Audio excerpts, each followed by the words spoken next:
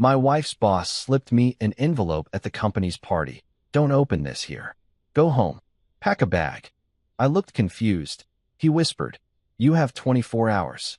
When I opened it, my name's Aaron Blake, and I'm about to tell you the story of how a company party turned my life into a bargain bin thriller novel that nobody asked for. I'm 33 years old, married to a woman way out of my league, and I spend most of my days fixing broken toilets and pretending I know the difference between a Phillips head and a flathead screwdriver. I'm a handyman by trade, which is just a fancy way of saying I'm the guy you call when your sink explodes and you can't afford a real plumber. But that night, I wasn't fixing anything. I was doing something far more dangerous, attending my wife's company party. Tara worked for Stratton Financial, one of those bougie investment firms where everyone wore suits so tight you could practically see their stock portfolios through the fabric. These people traded in millions before breakfast and acted like a bad quarter was equivalent to a national tragedy. I'm talking about the kind of place where they served $8 coffee in the break room and everyone pretended to enjoy it. Tara loved it there, though. She was good at what she did, crunching numbers, managing portfolios, making rich people richer. Me?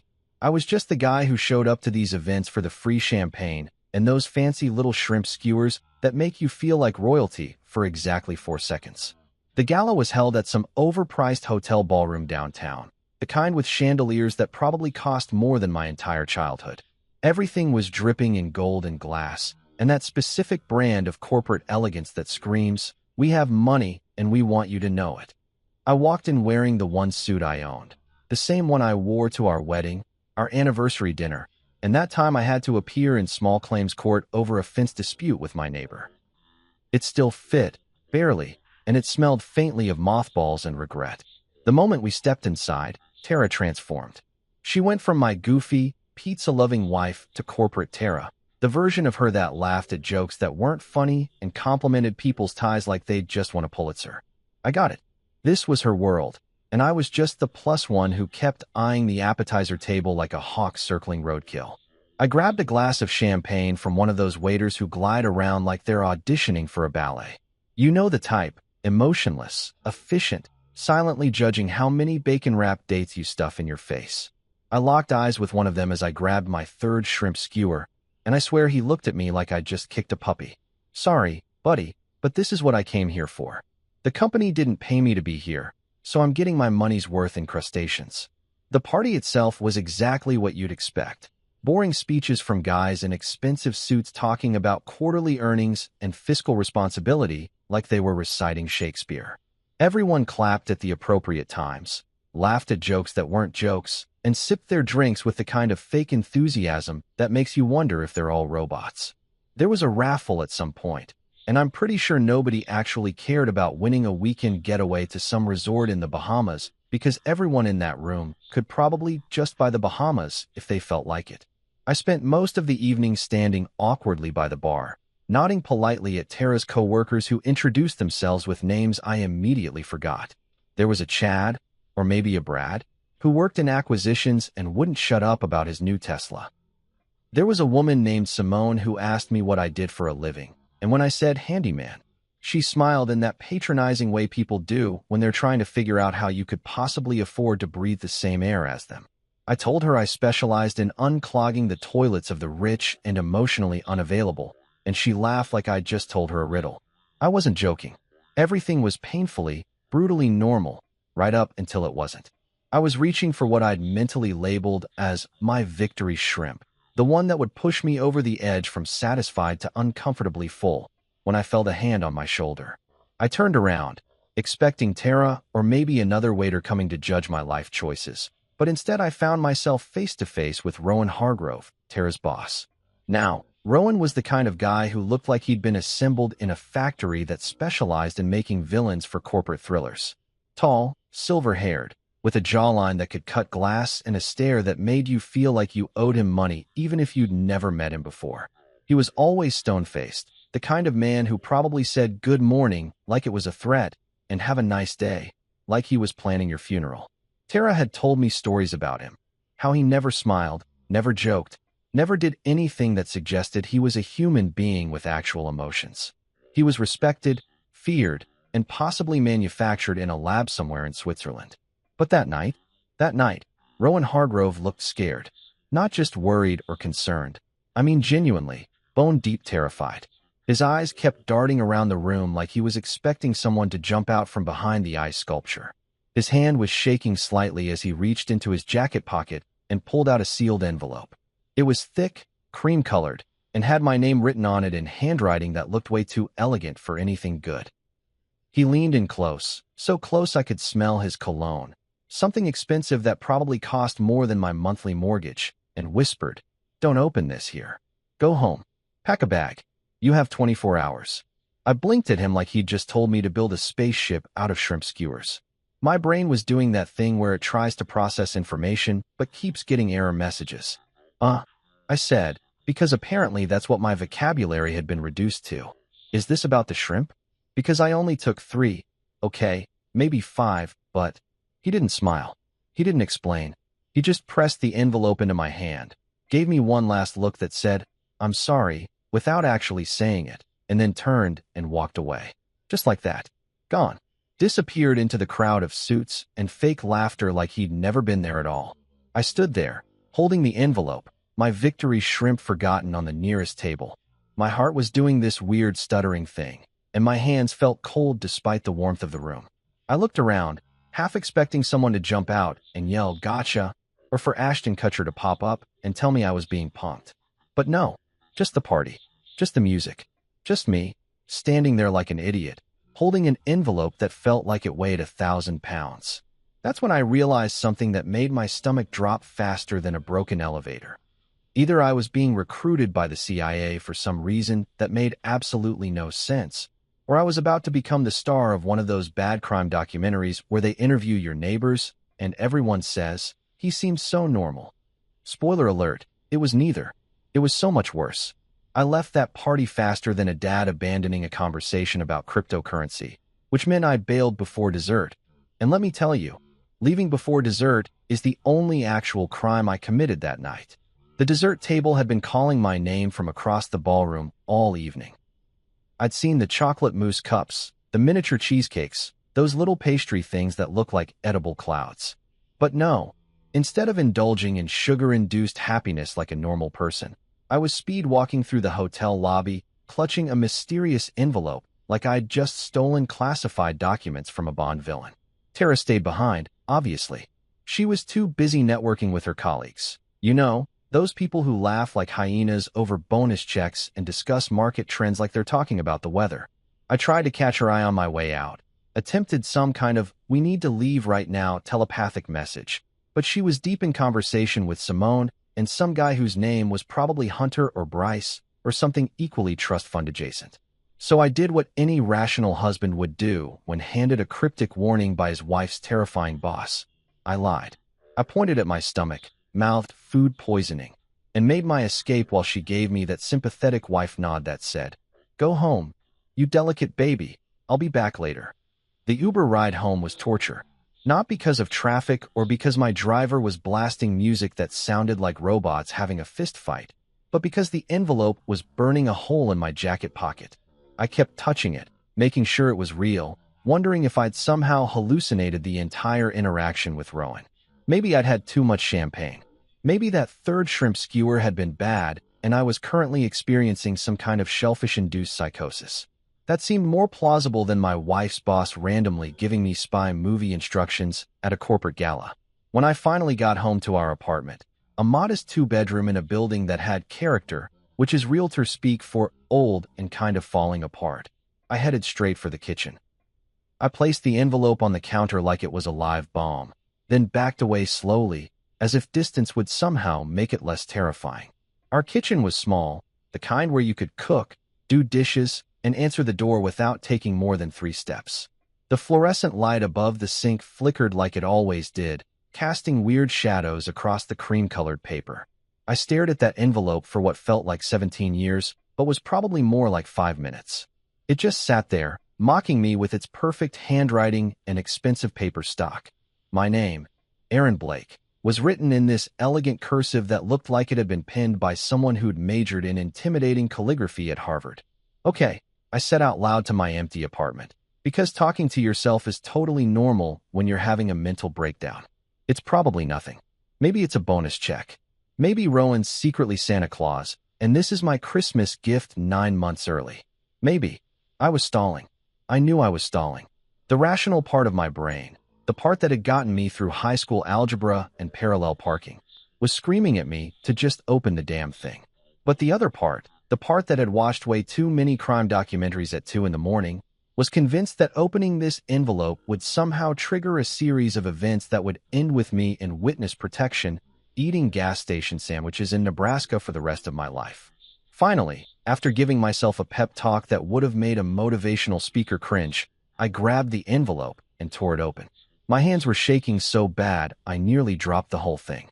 3 items fell out onto the counter, each one more concerning than the last. First, a plane ticket. Not just any plane ticket. A one-way ticket to Durango, Colorado, departing tomorrow morning at 6:15 a.m. One way, as in, no return flight. As in, pack your bags and don't plan on coming back. The ticket was under my name, purchased 2 days ago according to the confirmation number, which was impossible because I definitely hadn't bought it. I'd never even been to Colorado. The closest I'd come to mountain living was that time I hiked a moderately steep hill at a state park and had to sit down for 20 minutes afterward. Second, a burner phone. I'm talking about one of those cheap flip phones that drug dealers use in movies, the kind you buy at a gas station with cash and throw away after one conversation. It was silver, scratched, and when I flipped it open, there was exactly one number saved in the contacts. Just one. The contact name?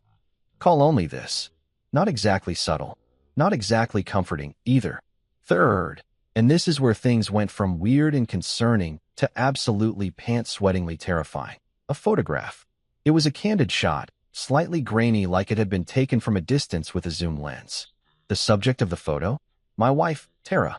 She was leaving our apartment building, wearing the outfit she'd worn that morning. Dark jeans, her favorite gray cardigan, the purse I'd bought her for her birthday. She was mid-stride, probably heading to catch the train to work, completely unaware that someone was photographing her. I hadn't taken that photo. I'd been asleep when she left for work that morning, drooling on my pillow and dreaming about something that probably involved food, which meant someone else had taken it. Someone had been watching our apartment. Someone had been watching my wife. My blood turned to ice water. That's not a metaphor. I literally felt cold, like someone had dumped a bucket of frozen dread directly into my veins. Underneath the photo was a note, typed on plain white paper, the kind that could have come from literally any printer in the world. The message was short, direct, and about as comforting as a cancer diagnosis. They know what she saw. Do exactly as instructed. If you're still in Chicago after midnight, they'll come for you both. I read it 3 times, hoping the words would somehow rearrange themselves into something less horrifying. Maybe it would turn into just kidding, this is a prank, or congratulations, you've won a free vacation.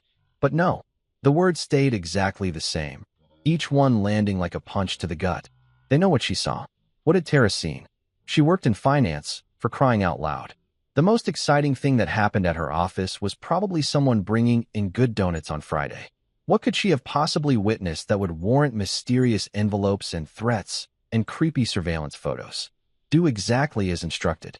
The instructions being, get on a plane to Colorado tomorrow morning and apparently never come back. Cool, totally normal request. Nothing suspicious about that at all. If you're still in Chicago after midnight, they'll come for you both. Midnight. I glanced at the microwave clock, 10:47 p.m. That gave me just over an hour to figure out what the hell was happening, pack our lives into suitcases, and convince my wife that we needed to flee the city based on a cryptic note from her boss, who looked like he'd seen a ghost. I sat down at our tiny kitchen table, still holding the note, the photo, the phone, and the ticket. My hands wouldn't stop shaking.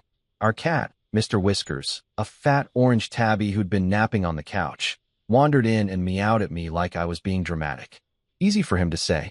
Nobody was threatening to come after him before midnight. I sat there in that flickering kitchen light, surrounded by evidence that my boring, normal life had just taken a hard left turn into crazy town, and I thought, okay, so clearly this isn't about the shrimp. This was about something so much worse. And I had 73 minutes to figure out what. I spent the next 45 minutes doing what any rational person would do in this situation. Absolutely losing my mind. I paced around our apartment like a caged animal at a really depressing zoo, holding that burner phone like it might suddenly explode in my hand. I kept picking up the note, reading it again, hoping maybe I'd misunderstood something fundamental, like perhaps "they'll come for you both" was actually code for surprise pizza delivery, or something equally non-threatening. Spoiler alert, it wasn't. Mr. Whiskers followed me around for the first 10 minutes of my panic spiral, probably thinking it was some new weird game. But eventually even he got bored and went back to his favorite spot on the couch. Thanks for the support, buddy. Really feeling the loyalty here. I tried calling Tara about 17 times, but every call went straight to voicemail. She always put her phone on silent during these work events, said it was unprofessional to be checking your phone while networking. Great. Wonderful. My wife was out there being professional while I was at home having a full-blown existential crisis in my underwear. Yeah, I'd changed out of my suit the second I got home, because there was no way I was having a breakdown in formal wear. At 11:34 p.m., I finally heard keys jingling at the front door. I'd been sitting at the kitchen table, staring at the envelope contents like they were going to suddenly make sense if I just looked at them hard enough. When Tara walked in, I tried to play it cool. You know, like any husband would when casually hiding the fact that he's holding evidence suggesting they're both about to be murdered by mysterious forces. She looked exhausted, that specific kind of tired you get from smiling too much at people you don't actually like. Her heels were in her hand. She always took them off in the hallway because walking up 3 flights of stairs in stilettos was, according to her, a form of medieval torture that men invented to punish women for having the audacity to exist. Her makeup was slightly smudged, and her hair had that end-of-the-night messiness that somehow made her look even prettier, which was extremely unfair given the circumstances. "Hey," she said, dropping her purse on the counter. "You okay? You looked like you were dying when you left." "Yeah," I replied, my voice doing this weird squeaky thing that definitely didn't scream, "Everything is normal. Long night. Your boss. Rowan. He told me to pack a bag. Should I bring sunscreen or a bulletproof vest?" I was going for humor, trying to ease into the whole, "we might be in mortal danger" conversation gently. You can't just hit someone with that information cold turkey. You've got to warm them up first, like you're defrosting a chicken. She didn't laugh. Not even a pity chuckle. Instead, she went completely still, her hand frozen halfway to the refrigerator door. "What did you just say?" "Your boss, Rowan, he." "I heard what you said." She turned to look at me, and her face had gone pale. Like ghost pale. Like someone had literally drained the color from her skin using some kind of cosmic dimmer switch. "When did he tell you this?" "At the party. Right before I left. He gave me this." I gestured to the envelope contents spread across the table like the world's most disturbing scavenger hunt. Tara walked over slowly, like she was approaching a crime scene. She picked up the photo of herself, and I watched her hands start to shake. "Oh my God," she whispered. "Oh my God, Aaron, this is..." "Yeah, I know. Creepy as hell. Who took this? Why do they have a picture of you? What did you see?" The questions tumbled out of me like water from a broken faucet. "Tara, what the hell is going on? Why does your boss think we need to leave Chicago before midnight?" She set the photo down and pressed both hands against her face. For a horrible second, I thought she was going to cry, but when she pulled her hands away, she just looked scared.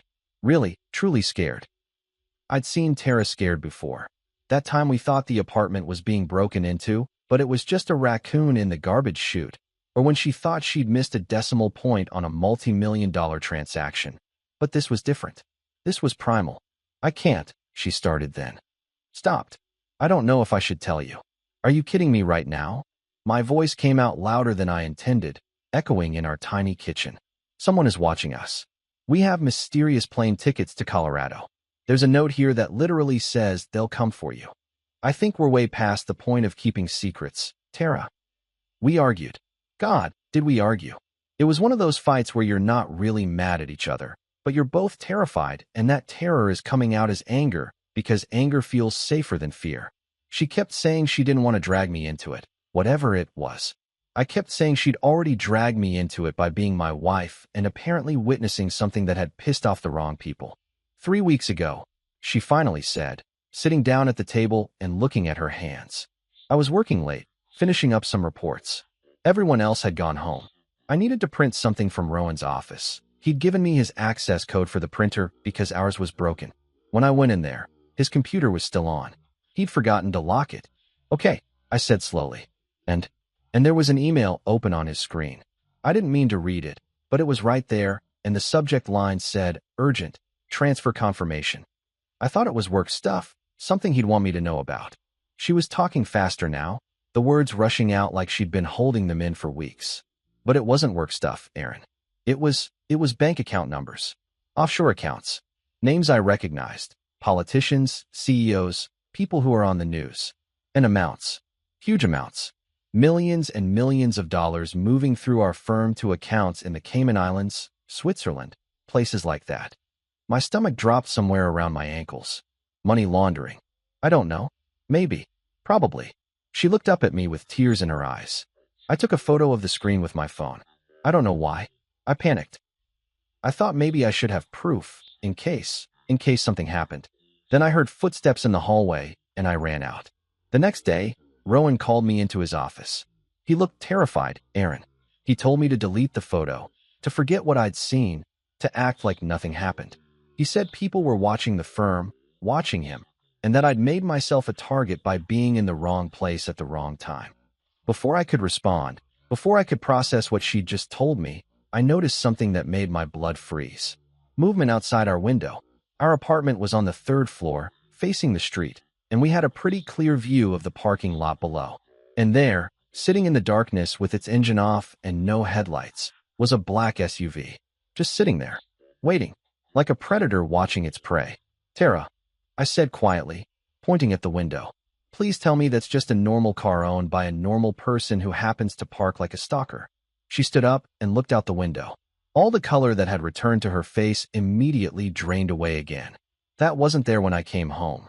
We both stood there, frozen, watching the SUV, watching it watch us.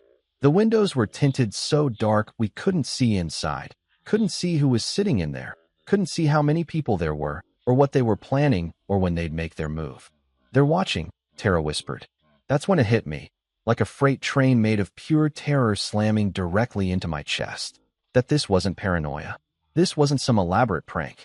This wasn't a misunderstanding that we could clear up with a phone call or a reasonable conversation.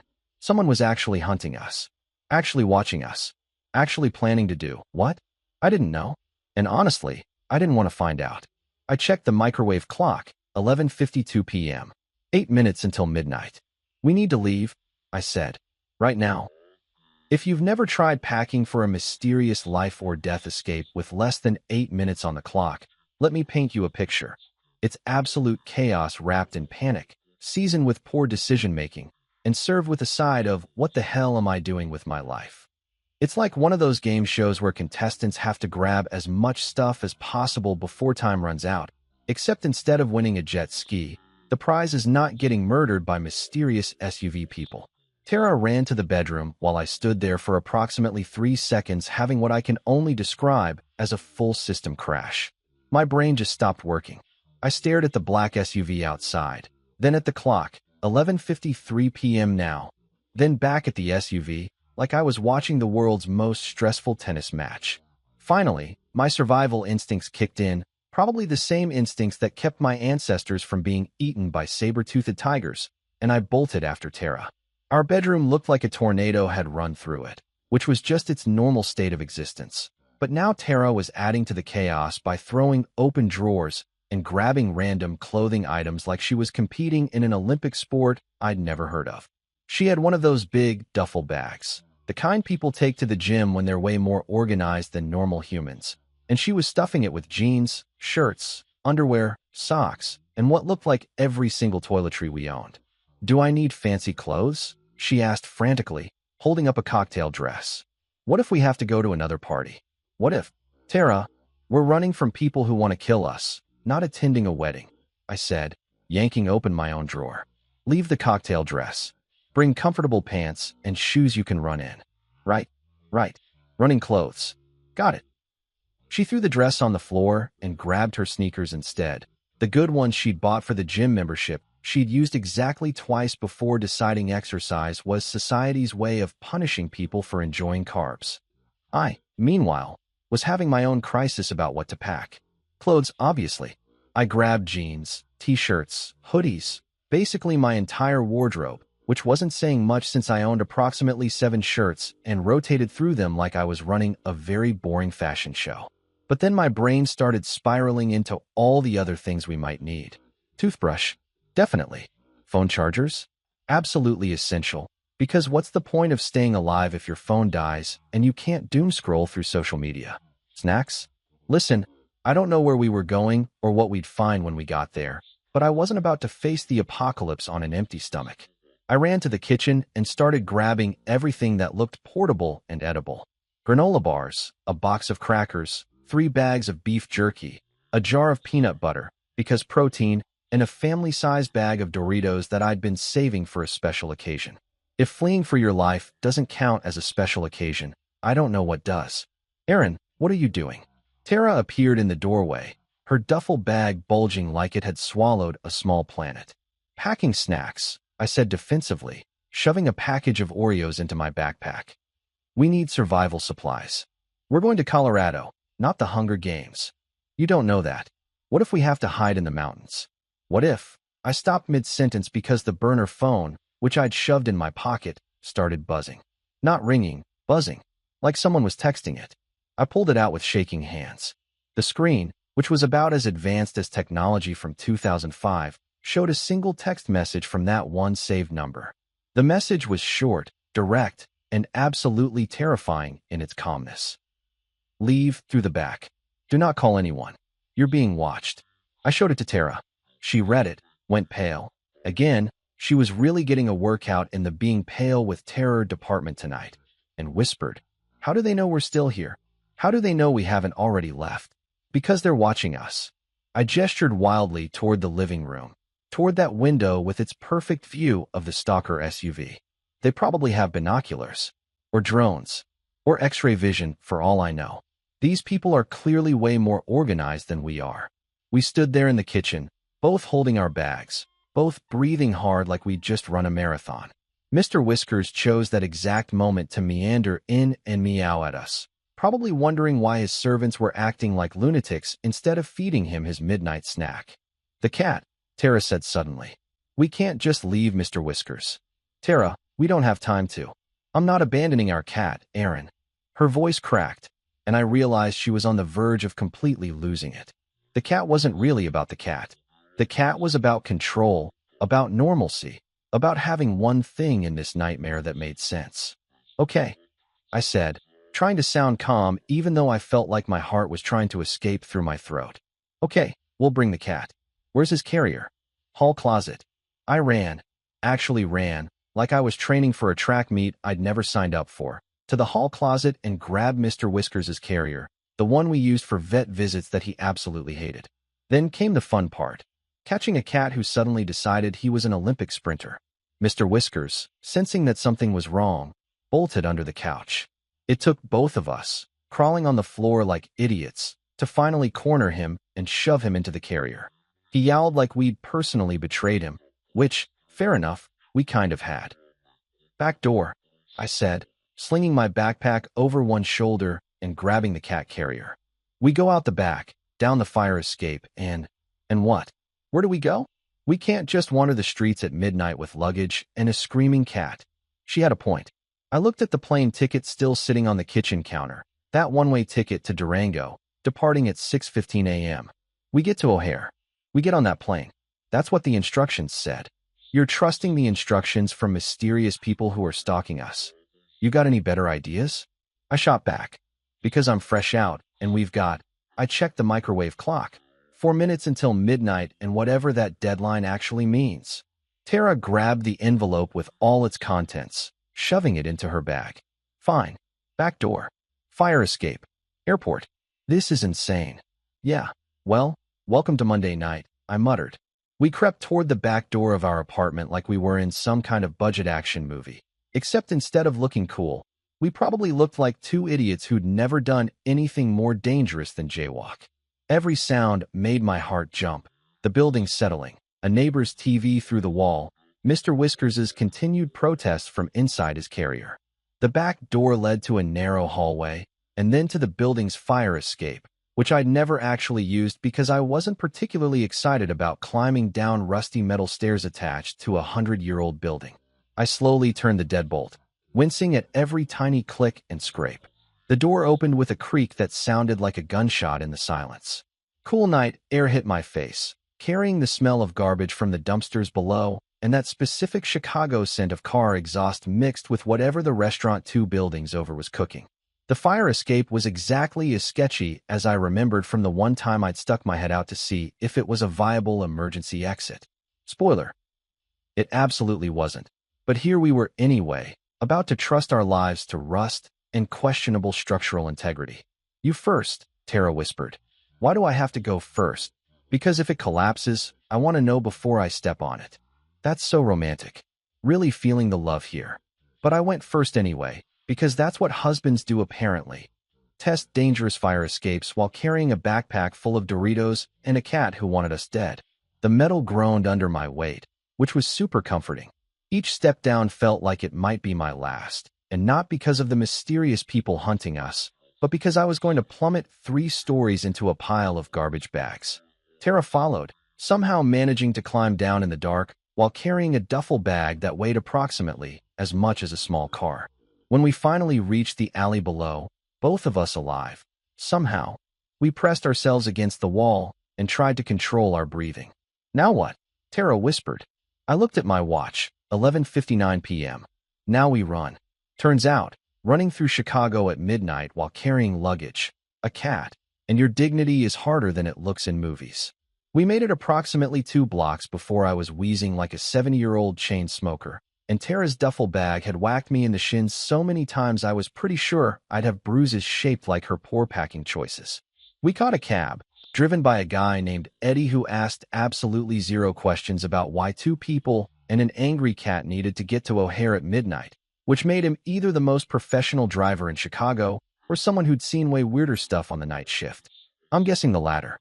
The whole ride there, I kept checking behind us, expecting to see that black SUV following us, but the streets stayed blissfully normal. Just regular late-night traffic, drunk people stumbling out of bars, the usual urban chaos that suddenly felt incredibly comforting. The airport was a special kind of purgatory. Security at midnight is staffed by TSA agents who look like they've lost all faith in humanity, and honestly, I couldn't blame them after they had to inspect my backpack full of junk food. The guy running the X-ray machine actually stopped the belt, squinted at his screen, and said, "Sir, is that an entire jar of peanut butter?" "Emergency protein," I replied, because apparently that's what sleep deprivation does to your brain. Turns you into someone who thinks that's a normal thing to say. He waved me through, probably deciding I wasn't worth the paperwork. The flight itself was a blur. One of those regional jets that feels like it's held together with duct tape and prayers, packed with business travelers who'd clearly made terrible life choices that led them to a 6:15 a.m. flight to Colorado. Tara and I didn't talk much.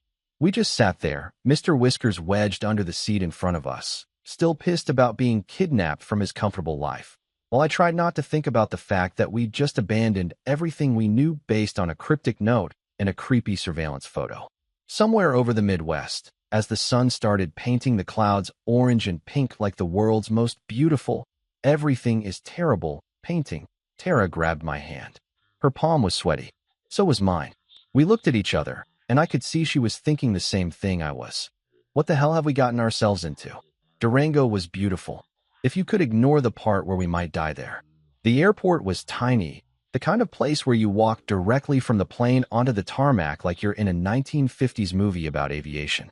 Mountains surrounded us on all sides, huge and imposing and covered in that perfect Colorado mix of green forest and gray rock. The air smelled clean, too clean, like it had never heard of pollution or Chicago's delightful combination of hot dog stands and exhaust fumes. Inside the airport, which was basically one room with a baggage claim and a coffee shop, I pulled out the burner phone. My hands were shaking again, from exhaustion or fear or probably both. Tara stood next to me, her arms crossed, her eyes darting around like she expected hitmen to burst through the doors at any second. I dialed the only number saved in the phone. It rang twice, each ring lasting approximately 17 years before someone picked up. Mr. Blake. The voice was male, deep, with that specific gruffness that suggested this person had gargled gravel for breakfast. Not a question, a statement, like he'd been expecting my call, which, okay, fair enough, he probably had been. Yeah, that's me, I said, because apparently I'd forgotten how to have a normal conversation. So we're here, in Durango, at the airport, with a cat. What now? Walk outside. Main entrance. A black pickup truck will stop. Get in. Don't talk to anyone. Don't use your regular phone. Don't do anything that isn't getting in that truck. Cool, cool, very specific instructions. Love the whole mysterious stranger vibe you've got going. Do you also have a catchphrase? Maybe a theme song? There was a pause, the kind that suggested this person was deciding whether I was being brave or stupid. Probably stupid. Mr. Blake, I understand you're scared. But if you want to stay alive, you'll do exactly what I say. Understood. The humor drained out of me like water from a bathtub. Understood. The line went dead. I looked at Tara. You hear that? They even gave me Uber instructions of doom. This is insane, she whispered. Aaron, we're just trusting random people now? We don't know who that was. We don't know where they're taking us. Yeah, but we also don't know who was in that SUV outside our apartment, and I'm pretty sure those people weren't planning to take us for ice cream. I grabbed her hand. We're already in this. We're already here. Might as well see it through. Outside, the morning sun was still low on the horizon, turning everything golden and beautiful in that way that felt completely inappropriate for our current situation. We stood on the curb with our bags, our cat, and our rapidly deteriorating sanity. A few other passengers from our flight walked past, climbing into rental cars or being picked up by friends. Normal people, doing normal things. Must be nice. Then, right on cue, like this whole thing was being directed by someone with a flair for dramatic timing, a black pickup truck pulled up. Not a new one. Either, this thing looked like it had seen some stuff. Dents in the bumper, scratches along the sides. The kind of vehicle that had lived a full life and had stories to tell, probably none of them good. The driver's side window rolled down, and I got my first look at the man who was either going to save our lives or murder us in the mountains. Hard to tell which at this point. He was in his 40s, maybe early 50s, with the kind of weathered face that suggested he'd spent significant time outdoors doing things that normal people don't do. Think less weekend camping trip, and more survived alone in the wilderness using only a knife and spite. He had gray-streaked dark hair, a jaw that looked like it could crack walnuts, and eyes that had probably seen things that would make lesser men cry. He was wearing a flannel shirt, because of course he was. This was Colorado, and he looked at us with the expression of someone who'd fought both wars and bears and wasn't particularly impressed by either. Get in, he said flatly. No introduction. No.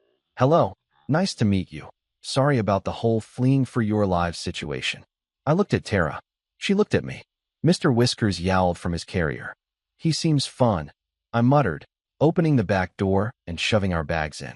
We climbed into the truck, me in the front passenger seat, Tara in the back with the cat. And immediately I was hit with that specific pickup truck smell of leather, coffee, and something that might have been gun oil. The cab was clean but worn, with a police scanner mounted on the dashboard, and what looked like a tactical bag shoved under my seat. The man didn't say anything, just put the truck in gear and pulled away from the airport, heading toward the mountains that loomed in the distance like they were judging us for our life choices. We drove for maybe 15 minutes in complete silence. Well, not complete. Mr. Whiskers kept making these pitiful sounds that suggested he was filing a formal complaint with cat management, but nobody spoke. The driver kept his eyes on the road, occasionally checking his mirrors like he was expecting to be followed. The roads got narrower and windier as we climbed into the mountains, leaving civilization behind with every mile. Finally, when I couldn't take the silence anymore and my anxiety was reaching levels that probably required prescription medication, I said, "So, you gonna tell us your name, or should I just keep calling you Mysterious Mountain Man in my head?" He glanced at me, something that might have been amusement flickering across his face. Daniel Cross. Aaron Blake. This is my wife Tara. The angry cat is Mr. Whiskers. I know who you are, right? Because this isn't creepy at all. Daniel took a sharp turn onto an even narrower road, This one barely paved, more dirt and gravel than actual asphalt. Trees pressed in on both sides, creating a tunnel of green and shadow. Your wife's boss, Rowan Hargrove. He used to be my partner. Federal Task Force, Financial Crimes Division. 3 years ago, we uncovered a criminal network using investment firms to launder money. Billions of dollars moving through legitimate companies, funding everything from drug cartels to human trafficking to political corruption. My stomach dropped. Tara leaned forward from the back seat, her voice barely above a whisper. Rowan was a federal agent? Was. Past tense. Daniel's jaw tightened. When we got close to exposing the whole operation, people started dying. Witnesses disappeared. Evidence vanished. Someone inside the task force was feeding information to the network, telling them exactly what we knew and who was talking. Rowan and I realized we couldn't trust anyone in the system. So we went dark, tried to gather evidence on our own. What happened? I asked, though part of me really didn't want to know. They got to me first. Ambushed me, nearly killed me. Sent a message. Back off or everyone you love dies. So I did. I backed off, resigned, moved out here, tried to disappear. He looked at me, and for the first time, I saw something human in those eyes. Fear. But Rowan didn't. He took a job at Stratton Financial because he suspected they were part of the network. He was trying to gather evidence from the inside. And I walked in on that evidence, Tara said softly from the back seat. You walked in on proof that would bring down senators, CEOs, people so powerful they think they're untouchable. When Rowan found out you'd seen those files, he knew you were marked. Both of you. The truck hit a pothole, jolting us. Trees blurred past the window. So, I said, trying to process information that felt like it belonged in a movie and not my actual life. Not about the shrimp skewers then? Daniel looked at me like I'd just spoken in a foreign language. Never mind. Bad joke. Coping mechanism. You're gonna need better coping mechanisms where we're going. Great. Just great. Daniel drove us deeper into the mountains. And by deeper, I mean we went so far into the wilderness that cell phone service became a distant memory and the concept of civilization felt like something I'd read about in a history book. The paved road had given way to dirt. Then the dirt road had given way to what I can only describe as a suggestion of a path. And now we were bouncing along something that looked like it had been carved out by a drunk moose with boundary issues. Tara was gripping the door handle so hard her knuckles had gone white. Mr. Whiskers had stopped yowling and had moved on to what I can only describe as existential despair, just sitting in his carrier making these low, mournful sounds that perfectly captured how I felt about this whole situation. Every time we hit a bump, which was approximately every 3 seconds, our bags would shift in the back and something would rattle, and I'd think, this is it. This is how I die.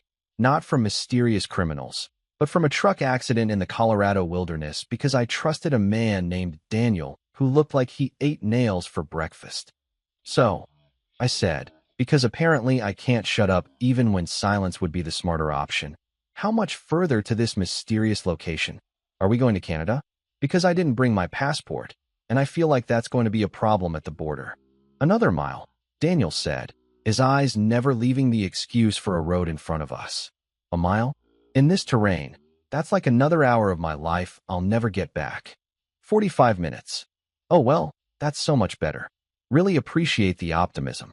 Tara kicked the back of my seat. Aaron, maybe let the man who's apparently saving our lives concentrate on driving. She had a point. I shut up and focused on not throwing up as the truck navigated what I'm pretty sure was just a vertical cliff with delusions of being a road. Finally, after what felt like 17 years, but was probably actually 47 minutes, Daniel had underestimated, which felt very on-brand for this whole experience. We rounded a bend and a cabin came into view. And okay, I'll admit, it was kind of beautiful in that serial killer's vacation home sort of way. The cabin sat in a clearing surrounded by pine trees, so tall they looked like they were trying to high-five God. It was made of logs, the real deal, with a stone chimney and a wraparound porch that had probably seen better days. Smoke was coming from the chimney, which meant either someone was home or we were about to walk into a very awkward situation with squatters. The whole scene looked like something from a postcard titled Remote Mountain Living, for when you've really screwed up your life. Daniel parked the truck and killed the engine. The sudden silence was deafening. No traffic, no sirens, No sounds of urban life. Just wind in the trees and birds doing their bird thing, completely oblivious to the human drama unfolding below them. Home sweet home, Daniel said, climbing out. I grabbed Mr. Whiskers' carrier while Tara got our bags, and we followed Daniel up the porch steps. The wood creaked under our feet, and I noticed there were security cameras, small, discreet, but definitely there, mounted in the corners. Also, the windows had what looked like reinforced frames, and was that bulletproof glass? Hard to tell, but knowing what I knew now, probably. Daniel unlocked the door, 3 different locks. I counted, which seemed excessive until I remembered people wanted us dead, and gestured us inside. The interior was not what I expected. From the outside, it looked like a cozy mountain retreat where you drink hot chocolate and read books by the fireplace. On the inside, it looked like someone had combined a government bunker with a conspiracy theorist's wet dream. The main room was open concept, living area, kitchen, all in one space. But that's where the normal ended. One entire wall was covered with maps, photographs, and documents connected by red string like we'd walked into the world's most intense true crime podcast. There was a massive desk in the corner with not 1, not 2, but 4 computer monitors, all displaying what looked like encrypted data or surveillance footage. Filing cabinets lined another wall, and, oh yeah, there was a gun safe in the corner that was roughly the size of my first apartment. Well, I said, setting down Mr. Whiskers' carrier and looking around. This is exactly as comforting as I'd hoped it would be. Really feeling the safe house vibes. Very homey.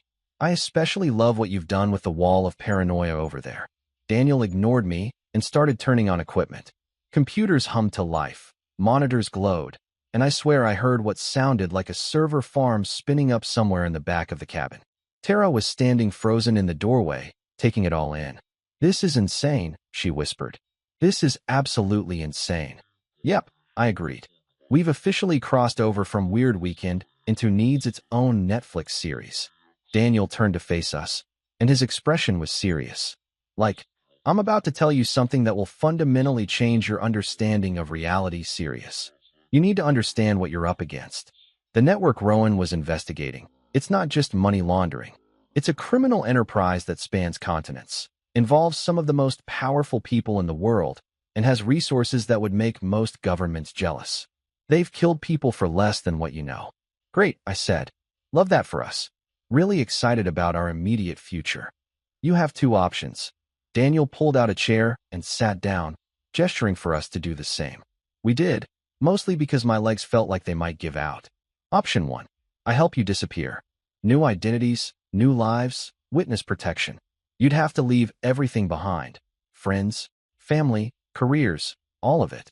You'd spend the rest of your lives looking over your shoulders, never knowing if they'd found you. But you'd be alive. The room felt suddenly smaller, the air thicker. Tara's hand found mine under the table, her fingers cold and trembling. And option 2? She asked quietly. Option 2 is you help us expose them. Rowan gathered evidence for 3 years, but he can't use it. He's burned, compromised. But you? Daniel looked at Tara. You're a legitimate employee who witnessed something you shouldn't have. With your testimony and the evidence we've gathered, we can build a case that would bring down the entire network. Politicians, bankers, CEOs, all of them. And if we do that, I asked, though I already knew the answer, then you paint an even bigger target on your backs. They'll come after you with everything they have. We'd have to move fast, get everything to the right people before they can stop us. It's dangerous, possibly suicidal, but it would end this. Not just for you, but for everyone they've hurt. Tara was crying now, silent tears running down her face. I just wanted to work in finance. I just wanted a normal life. How did we get here? Wrong place, wrong time. Daniel said, not unkindly. Story of a lot of people's lives. I looked at my wife. This woman I'd married 5 years ago in a ceremony where the biggest drama was whether we should have chicken or fish for the main course. She looked terrified, exhausted, completely out of her depth. Just like me. What do you think? I asked her. I think I'm scared. Yeah, me too. I squeezed her hand.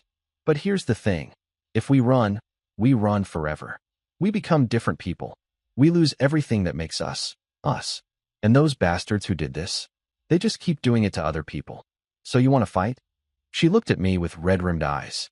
I want to not spend the rest of my life eating gas station sandwiches in Nebraska under the name Gerald Peterson or whatever witness protection decides to call me. I tried to smile, tried to inject some of my usual sarcasm into the moment. Besides, option 1 is boring anonymity. Option 2 is possibly getting shot, but at least it's interesting. Let's go with door number 2, Bob. She didn't laugh. Daniel didn't either. Seriously, tough crowd. But after a long moment, Tara nodded. Okay, we help. We expose them. We end this. Daniel stood up, and for the first time since we'd met him, he almost smiled. Then we've got work to do. First things first, you both need to rest. There's a bedroom upstairs, bathroom down the hall. We'll start planning tomorrow. As Tara and I headed upstairs with our bags and our traumatized cat, I couldn't help thinking that we'd just made either the bravest or stupidest decision of our lives. Probably stupid, but hey, at least it wouldn't be boring. I slept like absolute garbage, which was saying something because I can usually sleep through anything. Fire alarms, earthquakes. That one time our upstairs neighbor decided to practice tap dancing at 3 in the morning.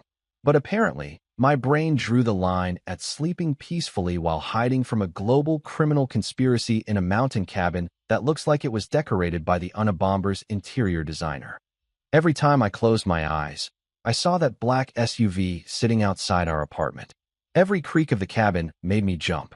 And Mr. Whiskers, bless his furry little heart, decided that this traumatic experience was the perfect time to express his feelings by sitting on my chest at 4 in the morning and screaming directly into my face.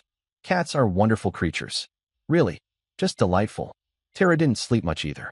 I could tell from the way she was lying perfectly still, breathing in that deliberate pattern people use when they're trying to convince themselves they're asleep, but are actually cataloging every terrible decision that led them to this moment. Around 6 a.m., we both gave up the pretense and stumbled downstairs to find Daniel already awake, because of course he was, sitting at his wall of computers drinking coffee that smelled like it could strip paint. "Morning," he said, not looking up from whatever screen he was monitoring. "Coffee's in the pot. You're gonna need it." I poured 2 cups, handed one to Tara, and took a sip of mine. It tasted like Satan's bathwater filtered through burned toast, but it was caffeinated, so I wasn't complaining. Tara took one sip, made a face like she'd just licked a battery, and set her cup down. "So," I said, leaning against the kitchen counter, "what's on the agenda today? Target practice? Wilderness survival training? Maybe a nice therapeutic session where we all talk about our feelings?" Daniel finally looked up. "Better. I'm going to show you why Rowan risked everything to get you out of Chicago." He stood up and walked over to one of the filing cabinets, unlocking it with a key he wore on a chain around his neck, because apparently we were living in a spy movie now and everyone needed dramatic accessories. From the drawer, he pulled out a small metal case, the kind you'd use to protect important documents or, I don't know, evidence that could bring down the government. Inside the case was a flash drive. Just a regular flash drive, the kind you could buy at any electronics store for like $10. It was almost funny how something so small and ordinary could contain information important enough to get people killed. Almost funny. Not actually funny. Nothing about this situation was funny, but my brain keeps trying to find humor because the alternative is a complete psychological breakdown, and I'd like to postpone that for at least another few days. Daniel plugged the flash drive into one of his computers, typed in what looked like 17 different passwords, and then gestured for us to come closer. Tara and I crowded around the monitor, coffee cups in hand, looking like the world's most anxious IT department. "Rowan recorded this 2 weeks ago," Daniel said quietly, "right before he went dark." He hit play, and the screen filled with Rowan Hargrove's face. Except this wasn't the cold, intimidating boss I'd met at the party. This version of Rowan looked like he'd been through hell and back. Bruised, disheveled, with a cut above his left eye that had scabbed over badly. His usually perfect hair was a mess, his tie was gone, and his white shirt had what looked suspiciously like blood on the collar. He was sitting in what appeared to be a dingy hotel room, the kind of place you pay cash for and don't ask questions. "If you're watching this," Rowan's voice came through the speakers, rough and tired. "Then they found me. But not you. Good. That means Daniel got you out." He paused, rubbing his face with hands that shook slightly. "Aaron, Tara, I'm sorry. I'm so sorry I dragged you into this." You deserve better than to be running for your lives, because I made enemies of very dangerous people. Tara's hand found mine, gripping tight enough to cut off circulation. I didn't pull away. Rowan continued. 3 years ago, Daniel and I uncovered a money laundering operation running through multiple investment firms. At first, we thought it was just organized crime, drug cartels using legitimate businesses to clean their money. But the deeper we dug, the bigger it got. It wasn't just cartels. It was politicians, CEOs, international corporations. We found billions, and I mean billions with AB, moving through shell companies, offshore accounts, phantom investments. He pulled out a stack of papers, holding them up to the camera. Even through the video, I could see columns of numbers, account numbers, names I vaguely recognized from the news. The network is run by Senator Victor Harland. I actually choked on my coffee. Like, full-on coughing fit, spraying expensive-looking computer equipment with Satan's bathwater while Tara pounded on my back. Senator Victor Harland. The guy who was on TV every other week preaching about American values and draining the swamp and fighting corruption. The same guy who'd built his entire political career on being Mr. Clean, the politician who supposedly couldn't be bought. That Victor Harland. You've got to be kidding me. I wheezed, still trying to breathe properly. Keep watching, Daniel said grimly. On screen, Rowan was still talking. Harlan uses his position to facilitate illegal financial transactions while maintaining perfect deniability. He's got people in the FBI, the Justice Department, even the IRS protecting him. Anyone who gets close to exposing him ends up dead, discredited, or disappeared. Daniel and I tried to go through official channels, but every time we filed a report, it vanished. Every witness we found either recanted or vanished. We realized the corruption went so deep that the system couldn't fix itself. Rowan leaned closer to the camera, his eyes intense. That's why I took the job at Stratton Financial. I knew they were part of the network. I spent 3 years gathering evidence, documenting transactions, building an airtight case. And then Tara walked into my office at exactly the wrong time and saw exactly the wrong email. Tara made a small sound next to me, something between a sob and a laugh.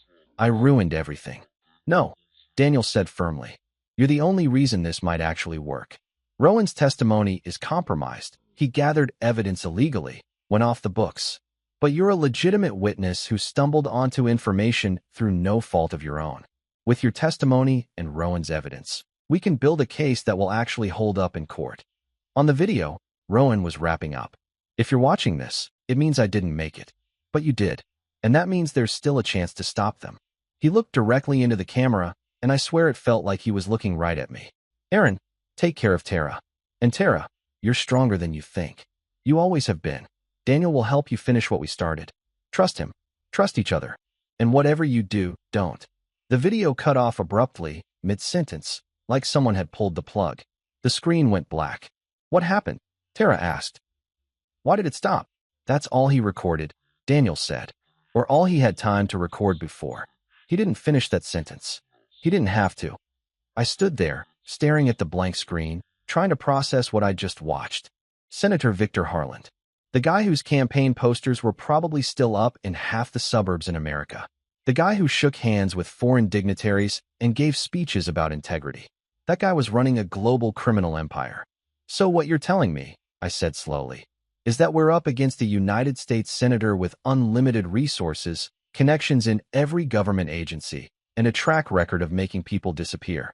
That's what we're up against. Yes, Daniel said simply. And you think we can beat him? I think we have to try. I was about to respond, probably with something sarcastic about our chances of survival, which I'd mentally calculated at somewhere around snowball in hell, when the entire cabin shook. Not like an earthquake, more like something had hit the side of the building hard enough to rattle the windows. Then came the gunfire. The sound was unmistakable, sharp cracks that punched through the morning quiet like the world's most aggressive alarm clock. Glass shattered somewhere, wood splintered, and my brain, which had been running on anxiety and bad coffee, suddenly kicked into pure survival mode. Down, Daniel shouted, diving behind the desk and pulling out. Oh God, he was pulling out an actual assault rifle from somewhere. Where had that been? Had he been sitting on it? They found us. Tara screamed. I grabbed her and pulled us both behind the couch, which offered exactly zero protection against bullets, but made me feel slightly less exposed. More gunfire erupted outside, multiple shooters, from the sound of it, coming from different directions. How did they find us? Tara was yelling, her voice high with panic. Doesn't matter. Daniel returned fire through a window, and the noise in the enclosed space was deafening. Trapdoor? Kitchen floor. Go. I looked at Tara, then at the kitchen, then back at Tara. We have to move. I can't. Yes, you can. I grabbed her hand, and we crawled. Actually crawled on our stomachs like we were in some kind of horrible military training exercise, across the floor while bullets punched holes in the walls above us. I could hear them whizzing past, could smell gunpowder and fear in my own sweat. We made it to the kitchen, somehow, miraculously, and I found the trapdoor Daniel had mentioned. It was hidden under a rug, because of course it was. I yanked it open to reveal a ladder leading down into darkness. Go. I shoved Tara toward it. Go, go, go. She climbed down, moving fast, and I followed right behind her, pulling the trapdoor shut just as something exploded above us. The sound was massive, world-ending, and the whole cabin shook like it was trying to tear itself apart. Then, silence. Except for my heart, which was beating so hard I could hear it in my ears. We were in some kind of bunker beneath the cabin, lit by a single emergency light that cast everything in sickly yellow. There was another ladder, communication equipment, boxes of supplies, and a phone, an emergency landline, mounted on the wall. It started ringing. I stared at it for approximately 3 seconds, then grabbed the receiver with shaking hands. Hello. Rowan's voice came through, weak, strained, but definitely alive. Aaron, you made it to the bunker. Good, good. Daniel, still up there. There was an explosion. A pause. Then, you did well, Aaron. Better than I expected. But this isn't over. Everything you need is down there. Access codes, evidence files, contact information for people who can help. You have 2 hours before they regroup and search the property. Use them wisely. 2 hours. I'd spent longer waiting for a pizza. Rowan, what do we? But the line was already dead. Above us, I could hear footsteps. Voices. People searching the ruins of the cabin. Tara looked at me, her face pale in the emergency lighting. What do we do? I had absolutely no idea. So here's something they don't tell you in action movies. Bunkers are extremely claustrophobic when you're actually hiding in one for your life. In the movies, bunkers are these cool underground lairs with leather chairs and mahogany desks where the good guys plot their revenge while drinking expensive scotch. In reality, this bunker was a concrete box that smelled like mildew and fear, barely big enough for 2 people and definitely not designed for comfort. The emergency light flickered occasionally just to add to the ambience, casting shadows that made every box of supplies look like a crouching assassin waiting to murder us. Tara and I huddled in the corner, trying to breathe quietly, as if the people upstairs hunting us had superhuman hearing and could detect our existence through several feet of concrete and terror. Above us, we could hear them moving around, boots crunching on debris, voices shouting to each other in that clipped, professional way that suggested these weren't random thugs. These were trained operatives, the kind of people who got paid very well to make other people very dead. Are they gone? Tara whispered, her voice barely audible. Do I look like I have X-ray vision? I whispered back. I can barely see you in this lighting, let alone what's happening through a concrete ceiling. This isn't the time for sarcasm, Aaron. When is it the time? Because I've got a whole stockpile saved up and I need to use it before I have a complete nervous breakdown. She grabbed my hand, squeezed it hard enough that I thought she might break a finger. I'm scared. Yeah, I admitted, abandoning the sarcasm for a moment of brutal honesty. Me too. Like, really scared. On a scale of 1 to 10, I'm at about a 47. We sat there in the semi-darkness, listening to the sounds of destruction above us. Someone was definitely searching the cabin. We could hear furniture being overturned, things being smashed, the methodical progression of people who knew what they were doing and weren't in any particular hurry. These weren't panicked amateurs. These were professionals conducting a professional search, which somehow made it so much worse. My mind was racing through worst-case scenarios like a depressing slideshow. What if they found the trapdoor? What if Daniel was dead? What if this bunker was just delaying the inevitable and we were trapped down here like rats in a very small, very concrete barrel? What if Mr. Whiskers was okay? Wait, where was Mr. Whiskers? Had we left him upstairs? Oh God, had our cat just become a casualty of international conspiracy? That thought somehow hit harder than the fear of my own death. We'd survived this long just to let our cat die in a shootout. That was going on my tombstone. Here lies Aaron Blake. Failed to protect his cat. 0 stars. Do you hear that? Tara's voice pulled me out of my spiral of cat-related guilt. I listened. The sounds from above had changed. Less searching, more retreating. Boots moving toward what I assumed was the door. Engines starting outside. The distinctive sound of vehicles pulling away. Are they leaving? I asked, hardly daring to believe it. Maybe they think we're dead. Maybe they think we escaped. Maybe. The sound of the trapdoor opening cut her off. Both of us froze, staring up at the square of light that had suddenly appeared above us. This was it. They'd found us. We were about to die in a bunker in Colorado, and I hadn't even finished the Doritos I'd packed. But the face that appeared in the opening wasn't a masked assassin. It was Daniel. Well, sort of Daniel. This version of Daniel looked like he'd gone 10 rounds with a wood chipper and lost. His face was covered in soot and what was definitely blood. Lots of blood. His left arm hung at an odd angle, and when he climbed down the ladder, he moved like every muscle in his body was screaming at him to stop. Daniel. Tara jumped up. Oh my God, you're alive. Barely, he grunted, reaching the bottom of the ladder and immediately leaning against the wall like it was the only thing keeping him upright. They're gone. Pulled back. Probably think they got us in the explosion. You're hurt, I said, stating the incredibly obvious because apparently that's what I do in crisis situations. Yeah, I noticed. Despite everything, there was a hint of dry humor in his voice. Caught some shrapnel when they hit the propane tank. Could be worse. How could it possibly be worse? Tara asked. We could be dead. He pushed off from the wall, wincing. Which we will be if we don't move fast. They'll regroup, realize they didn't find bodies, come back with more people. We've got maybe 2 hours. Rowan told you. Yeah, I said. 2 hours. He said everything we need is down here. Daniel nodded, then moved to the far end of the bunker where I'd noticed boxes earlier. He opened one, revealing what looked like every spy's dream survival kit. Passports, cash in multiple currencies, burner phones, USB drives, and, was that a grenade? Why was there a grenade? Who needs a grenade in their emergency bunker supplies? But Daniel ignored all of that and went straight for a laptop tucked in a protective case. He pulled it out, set it on the small metal table bolted to the floor, and powered it on.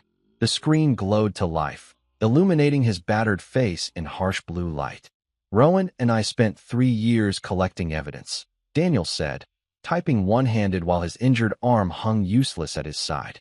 Bank records, wire transfer logs, emails, recorded conversations, photographs. Everything needed to prove Senator Harlan's involvement in the money laundering network. It's all compiled, organized, ready to go. Ready to go where? I asked. Daniel reached into his pocket, the motion clearly painful, and pulled out a flash drive.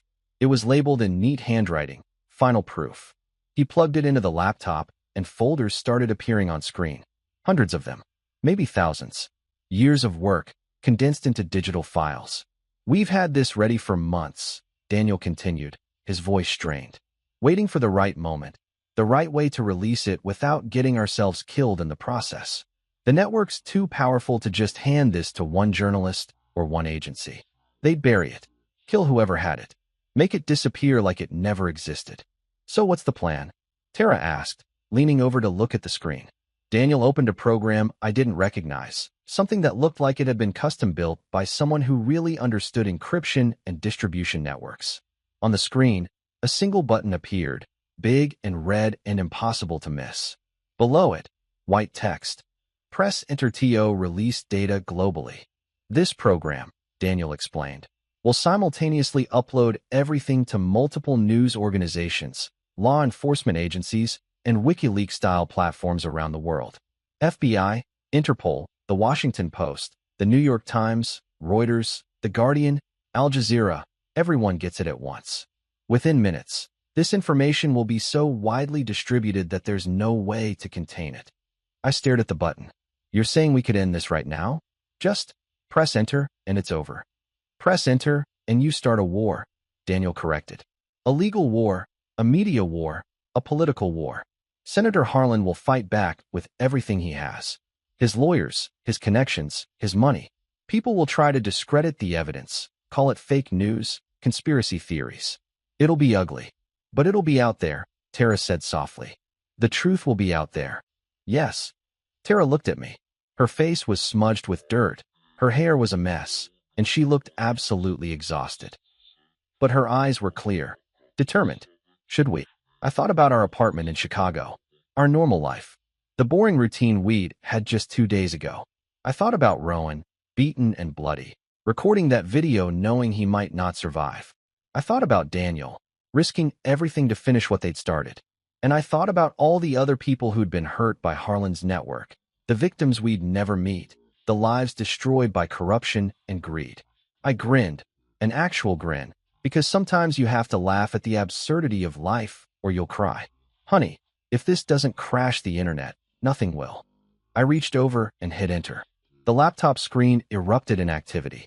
Progress bars filled. Status messages appeared and disappeared. FBI connected. Interpol connected. Reuters connected.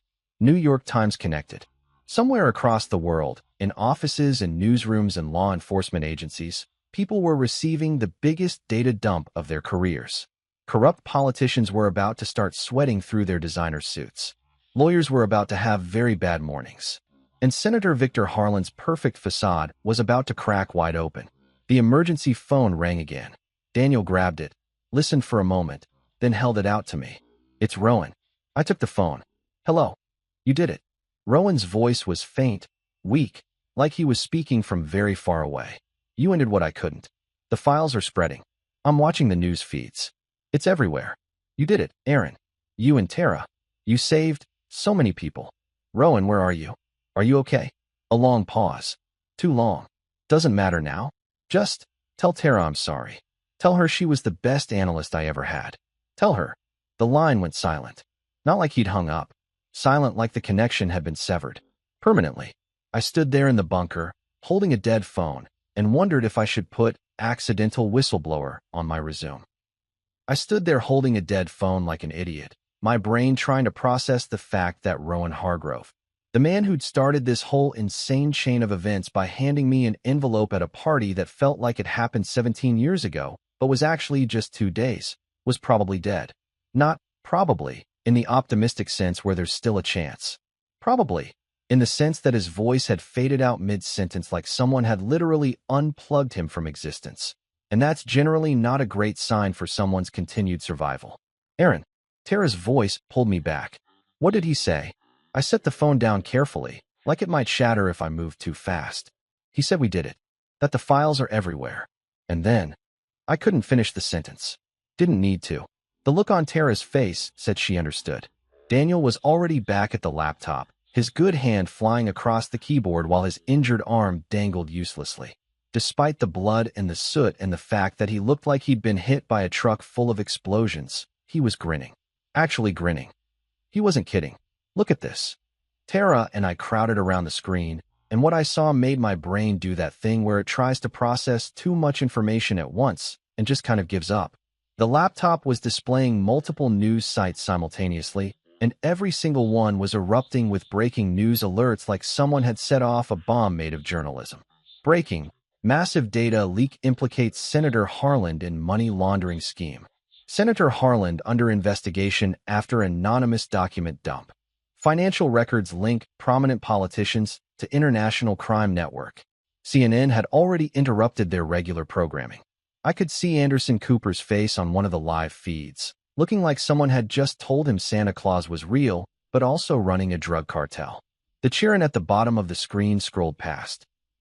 Developing story. Billions in illegal transactions allegedly tied to U.S. Senator. Holy crap, I whispered. We actually did it. We actually broke the internet. Not just the internet, Daniel said, clicking through different tabs. Look, the FBI's already issued a statement saying they're launching an investigation. Interpol's coordinating with multiple countries. The Justice Department is, Jesus, they're calling for an emergency congressional hearing. Tara sank down onto the floor, her back against the concrete wall, looking like someone had physically removed all the energy from her body. This is real. This is actually happening. We just exposed a United States senator. We exposed a criminal, I corrected, sitting down next to her, who just happened to have really good PR and a nice suit. On the laptop screen, footage was already emerging. News helicopters circling Senator Harlan's estate in Virginia. FBI agents and windbreakers carrying boxes out of what looked like his campaign headquarters. His face, that perfectly groomed, perpetually confident face that had smiled from campaign posters and Sunday morning talk shows, now looking decidedly less confident as he was surrounded by lawyers and federal agents. Statement from Senator Harlan's office. Daniel read aloud from one of the news sites.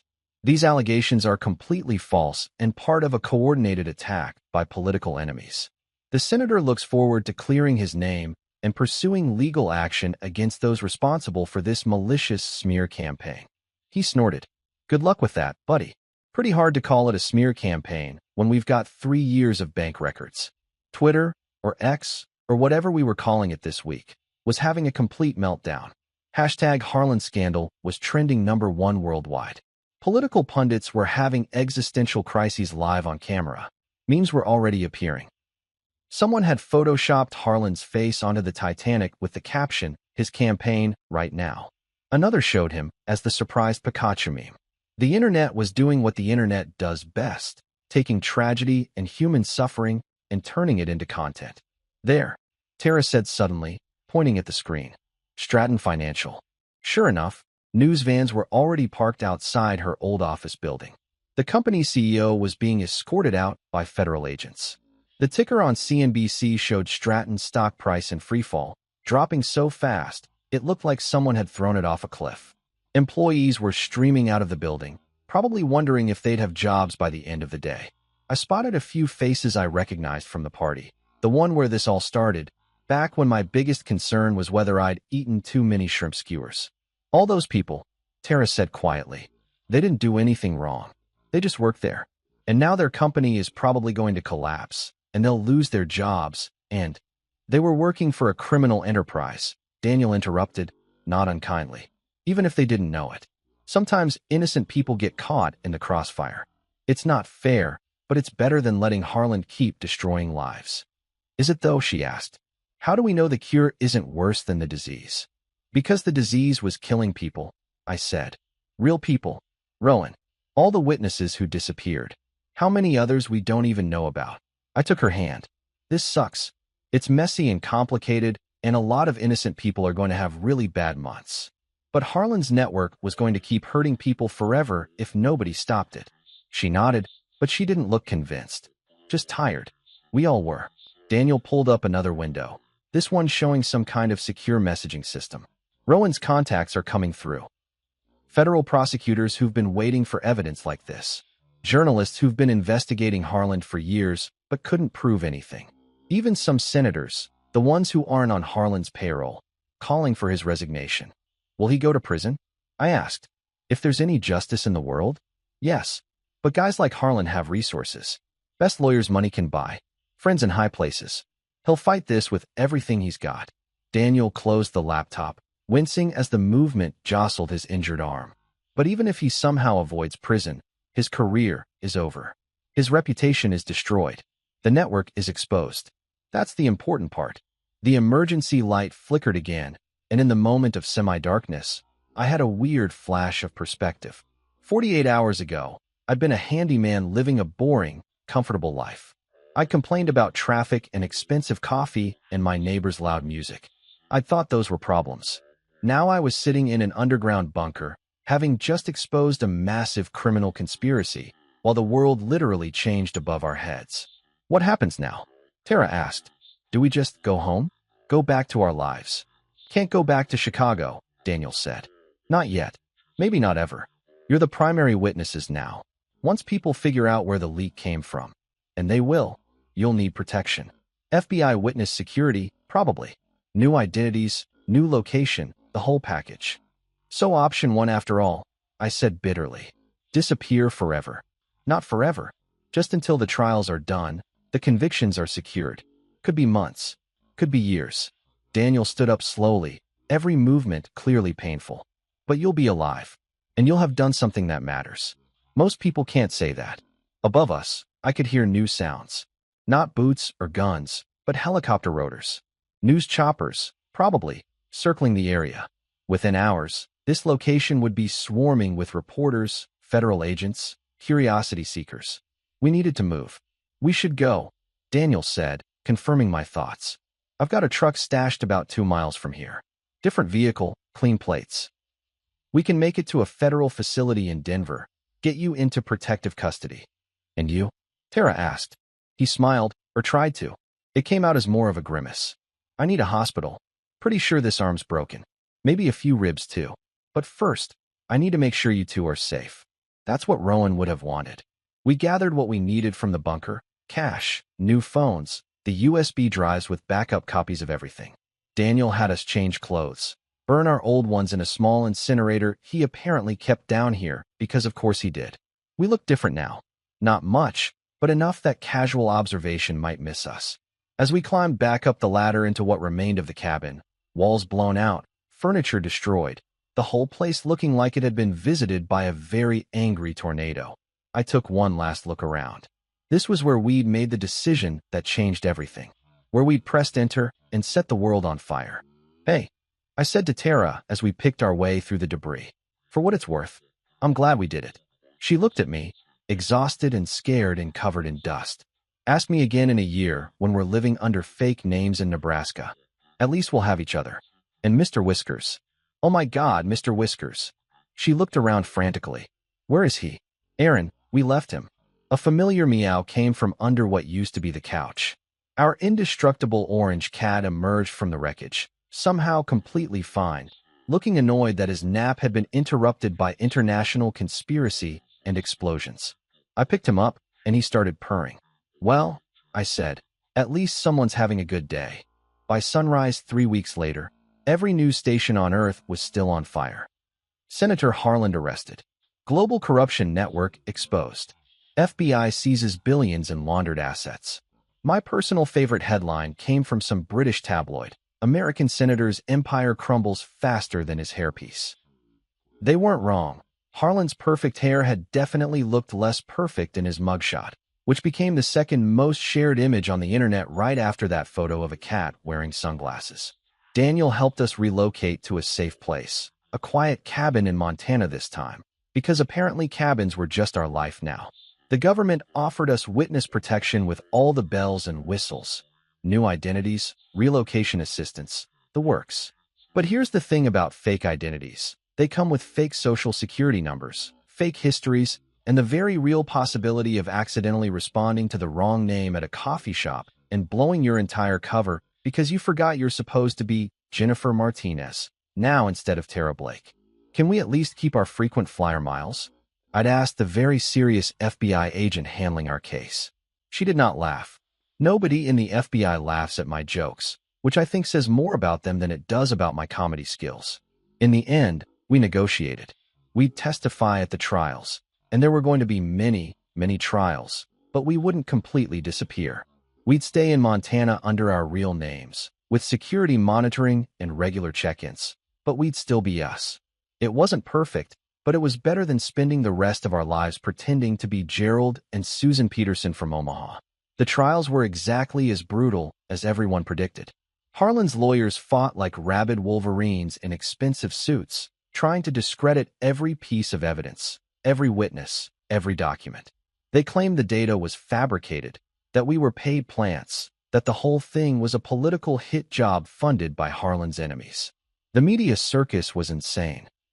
Camera crews following us to the grocery store, reporters shouting questions while we pumped gas, conspiracy theorists on the internet deciding we were either heroes or CIA operatives or lizard people, depending on which rabbit hole they'd fallen down that week. But the evidence was too solid. 3 years of meticulous documentation doesn't lie, no matter how many lawyers you throw at it. Bank records don't care about spin. Wire transfers don't have political affiliations. One by one, the dominoes fell. Harland was convicted on 14 counts of money laundering, racketeering, and conspiracy. He got 25 years. His associates got various sentences ranging from probation to life imprisonment, depending on how deeply they'd been involved and how good their lawyers were. Stratton Financial collapsed, just like Tara predicted. The company was liquidated, assets seized, employees scattered to other firms or different careers entirely. Some of them probably still curse our names. I get it.